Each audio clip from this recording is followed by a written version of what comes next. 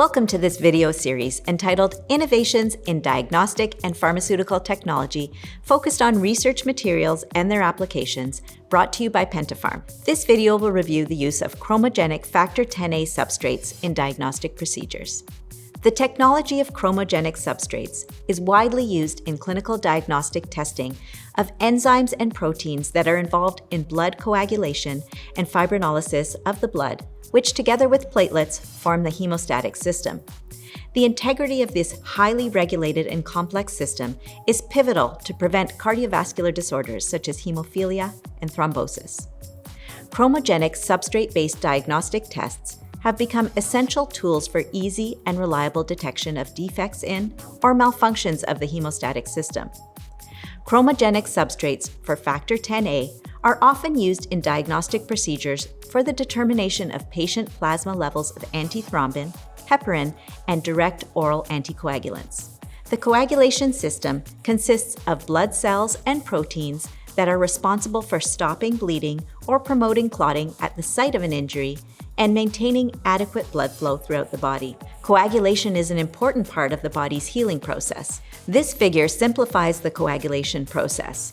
An injury to the lining of a blood vessel prompts vasoconstriction and platelet aggregation and the activation of clotting factors to form a plug.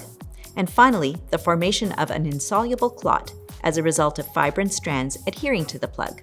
Coagulation enzymes, also referenced as clotting factors, play key roles in the coagulation cascade. A central enzyme in the coagulation system is thrombin, which activates fibrinogen to form fibrin, which is ultimately involved in forming the clot. The active thrombin is generated from prothrombin through the action of clotting factor Xa. The formation and control of coagulation proteins is regulated by a complex enzymatic system consisting of activation and inhibition processes, with the ultimate goal of forming a blood clot consisting of cross-linked fibrin and platelets. Coagulation disorders, such as hemophilia, von Willebrand disease, clotting factor deficiencies, hypercoagulable states, and thrombosis are conditions that affect blood clotting activities. For example, thrombosis occurs when clots block certain veins or arteries. Symptoms can vary depending on the site of the clot, but can include pain and swelling in the leg, chest pain, or unilateral numbness. Thrombosis can cause life-threatening complications such as a stroke or myocardial infarction. In light of the role of this clotting factor in the coagulation cascade, activated factor X is an ideal target for anticoagulant drugs to prevent certain forms of thrombosis. Inhibition of factor Xa with pharmacological agents occurs through either indirect factor Xa inhibition or direct inhibition. Indirect inhibitors include heparins, heparinoids, and pentasaccharides. Heparin forms a complex with antithrombin 3, or AT, which subsequently inhibits thrombin and factor Xa. While unfractionated heparin inhibits both thrombin and factor Xa, low molecular weight heparin preferentially inhibits factor Xa. Direct inhibition of factor Xa is the mechanism of action of direct oral anticoagulants. These medications, such as apixaban, rivaroxaban, and edoxaban, directly and reversibly inhibit the active center of factor Xa. These tables summarize the various indirect factor Xa inhibitors, including unfractionated heparin and low molecular weight heparin, when they're indicated and how they are measured diagnostically.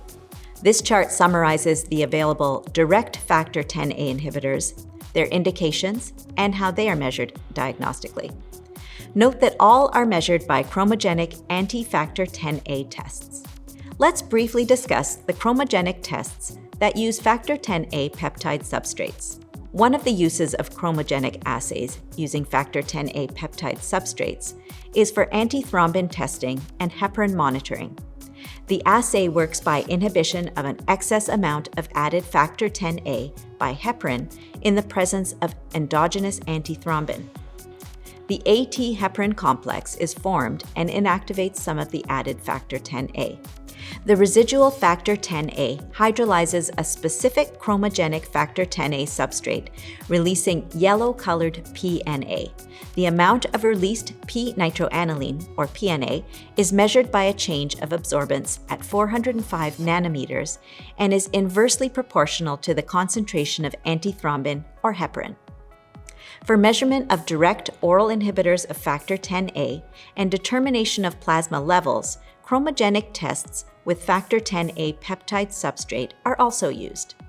The mechanism is similar to that for indirect inhibitors, with the exception of the addition of a heparin neutralizing agent to render the test specific for direct inhibitors such as apixaban. For this assay, the amount of released PNA is measured by a change of absorbance at 405 nanometers and is inversely proportional to the concentration of direct oral factor 10A inhibitor. Chromogenic assays use peptide substrates that are surrogates that mimic the natural substrate, which in the case of factor 10A is prothrombin, to allow for measurement of factor 10A activity in vitro using an analyzer. This figure illustrates how the synthetic substrate pefachrome factor 10A is used in the assay process. 4 factors determine the most appropriate choice for factor 10A substrate. These include specificity for factor 10A, affinity for factor 10A, turnover rate, and the assay design. Specificity is determined by the amino acid sequence of the substrate, and it's an important consideration when the sample contains enzymes that could interfere with the test by cleaving the substrate. Affinity, expressed as Km value, is important because it determines how much substrate is required to not limit enzyme activity. Thus, the lower the Km value, the less substrate needed. Turnover rate determines the velocity by which the substrate is processed by the enzyme. Usually a higher kcat is desired because it is associated with a lower undesired background signal. However, in some cases, a low kcat can allow for measurement over a longer period of time without early depletion of substrate. Finally, features of the assay including the principal, buffer, pH, and desired reagent stability are considerations when determining the most suitable substrate. This figure illustrates the relationship between Km, kcat, and Vmax. Km is the chromogenic substrate concentration at which the turnover rate by factor 10A is at 50% of maximum velocity at substrate saturation. When considering chromogenic substrates for factor 10A, note the Km values for various pefachrome substrates and the comparisons of the affinity between human and bovine factor 10A. Note that the Km values are similar for cleavage by human and bovine factor 10A, and that pefachrome factor 10A 8595 has a particularly high affinity for human factor 10A. This is represented by the lowest Km value on this table. In looking at turnover rates, or kcat, note that all of the substrates listed in this chart are suitable for both bovine and human factor 10A, although human factor 10A generally shows a faster turnover rate. Pefachrome factor 10A limulus amoebocyte lysate, or LAL5288, has the highest turnover rate for cleavage by human factor 10A, and pefachrome factor 10A 8595 shows the highest turnover rate with bovine factor 10A. The maximum velocity of substrate cleavage, or Vmax, also varies amongst different factor 10A substrates.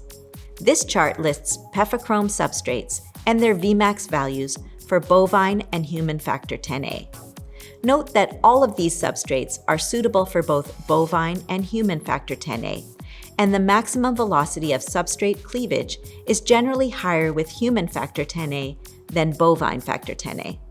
The highest velocity of substrate conversion was seen with pefachrome factor 10A LAL5288 for human factor 10A and pefachrome factor 10A 8595 for bovine factor 10A. This slide lists some commercially available chromogenic factor 10A assay diagnostic kits. Note those that use bovine factor 10A versus human factor 10A and the specific assays that they are used for. Thank you for watching this brief video overview of the use of factor 10A substrates in diagnostic procedures.